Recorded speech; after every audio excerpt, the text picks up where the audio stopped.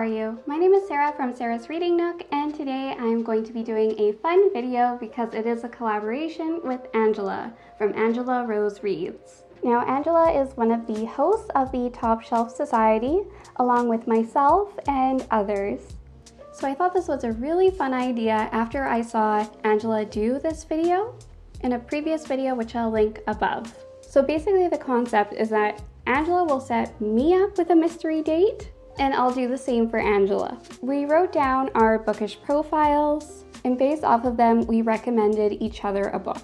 Now, if you want to know what Angela's bookish profile was, and if you want to watch her video, then go check out her video, which I'll link above. I have not seen her video. I do not know how she enjoyed or did not enjoy the book that I set her up with, but I'm so excited to see what she's going to think of the book. Now, my profile was basically the following.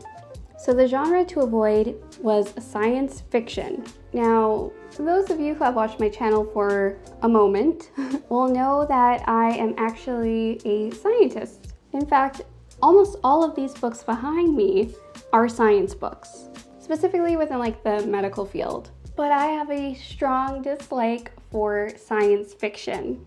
In my mind, science is enough. And I find that so much of the time when I read books that have science fiction in them, sometimes they'll try and put in some science that we know, but then they'll break some rules, some scientific rules, in order to do their science fiction. And it just irritates me so much. Favorite author. Again, I talk about it all the time. My favorite author is Charles Dickens. He writes very long, lengthy books, but he does so in such an entertaining way that I just love his works, and especially I love Great Expectations.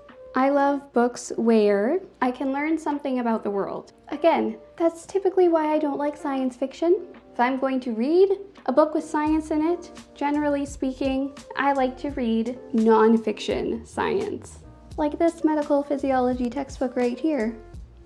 I love it. Other books that I like are graphic novels and manga, and specifically ones that aren't overly cluttered in their panels. What don't I like? I often gravitate away from reading YA, science fiction, or dystopians. Also, a big no for me are books that are filled with very offensive language.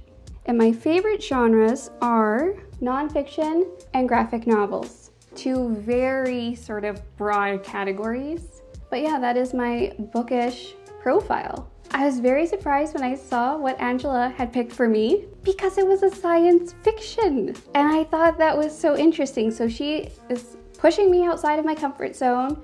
Very interesting. So the book The Humans is about an alien that comes to Earth and he takes over a mathematics professor's body. And the reason why is because the mathematician made a dangerously intelligent discovery. And so all evidence about this discovery needs to be abolished and destroyed. So now going into why Angela chose the book. One, because it is not a space opera and doesn't take place in space. Thank you. I don't think I could handle a space opera. So number two, she states that the science is math, and that's not really the main part of the message of the book. Number three, now she states, I personally would not have it even labeled under science fiction at all, but I think that they did that because it's an alien that pretends to be him. It's a funny and cute commentary on humans and love and humanity, which I've noticed are some books you rated highly.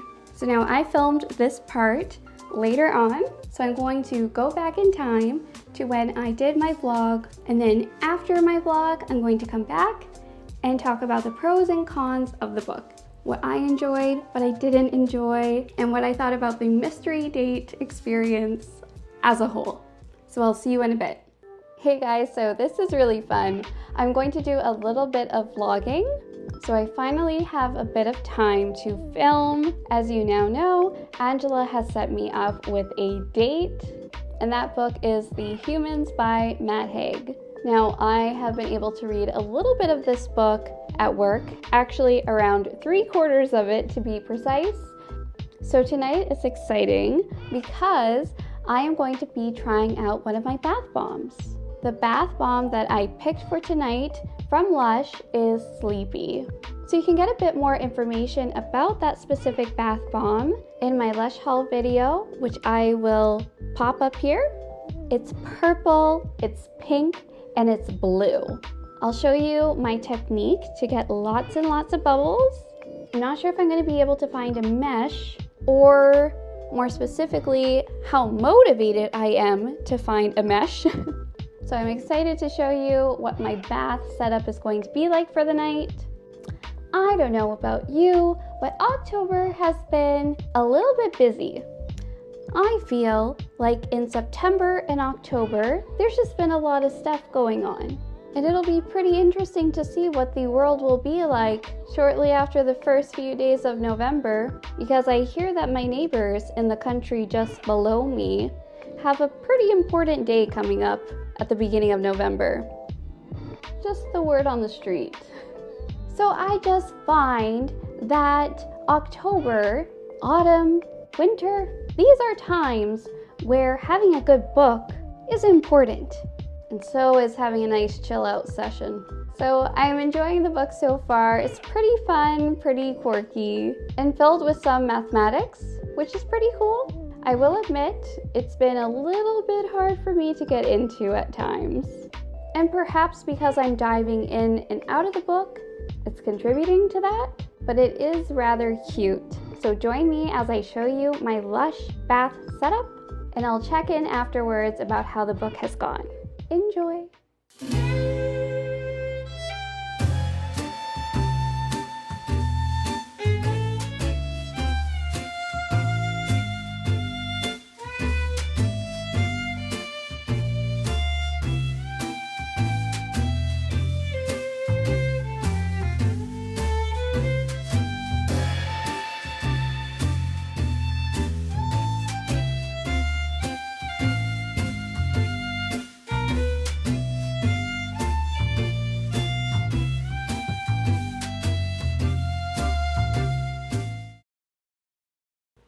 And we're back.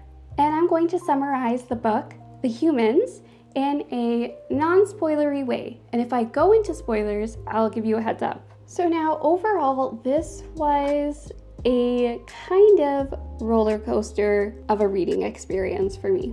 I thought the first couple of chapters were hilarious, and then I started to get a little bit uninterested. I thought I knew exactly where this was going, but little things started to annoy me about the book. I think I overanalyzed things a little bit. So the fact that there was an alien describing his experiences on Earth, I felt like he did so in a way that was so similar to how a human would describe their experiences. And so it was a little bit difficult for me to buy that I was reading the account of an actual alien. But I stuck with it because I wanted to finish the book. And then something started to happen.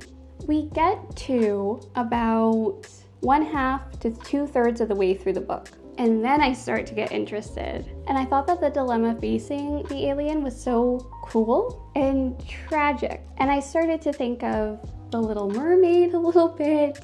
So now the next few minutes are just going to be a bit spoilery, and I'll put a timestamp here of when they stop. So like I was saying, it started to feel like I was reading like The Little Mermaid or Beauty and the Beast, or just some sort of story where you have one character and they're trying to become part of a world that they don't initially belong to. And perhaps that's why I didn't really care for the first half, but I felt that as he was describing more his desire to be part of the human world, I sort of learned more about his alien world versus the human world. I started to appreciate more like what the analyses were of human behavior, of the human experience, and thought that the critique on humans were pretty fascinating. One thing I did get wrong, and this is definitely a spoiler, is that I was almost convinced, until I forget exactly when in the book, but I was almost convinced that it was just going to be revealed that the main character was not an alien at all, that he was actually the professor.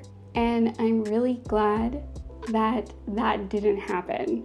I find that I can get really irritated reading a book where that happens, so I'm glad that I stuck with it and saw, no, he was actually an alien. I think that would have destroyed it for me. So now returning to the non-spoilery parts, I thought it was great to see the connection that the alien was making while he was on Earth. There is a dog in the book who is just adorable. And the family dynamic was interesting, and I thought that each one of the characters of the family had very strong personalities.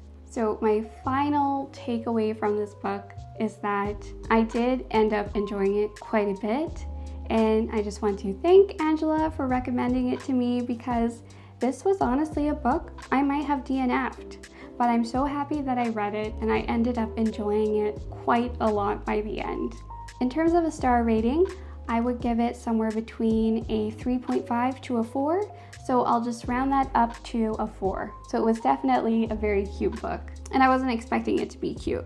And now to summarize what I thought of the mystery date experience, I recommend other people to try it out. I will link the channel below, Mystery Date with a Book, so that you can go and look at her videos. I think that a definite pro of this sort of experience is that you can read books that are outside of your comfort zone, or books that generally someone thinks you may like. It takes away some of your preconceived notions and ideas of what you might end up liking, and it also sort of forces you to continue to read a book. This is why I struggle sometimes with DNFing. When I DNF a book, sometimes I think, oh, did I actually miss out on it? Sometimes I'll DNF a book and I'll wonder for a very long time if that was the right decision, or if I should go back to it or not. But this kept me reading it. I do want to thank Angela for being flexible with the time of posting for this. I'm so excited to see what Angela thought of the book that I chose for her, which was Bad Feminist by Roxane Gay. And I'm just going to leave you with the Portuguese word of the day. So the word of the day is telemóvel. Telemóvel. That word means cell phone. Have a great week ahead of you. Bye.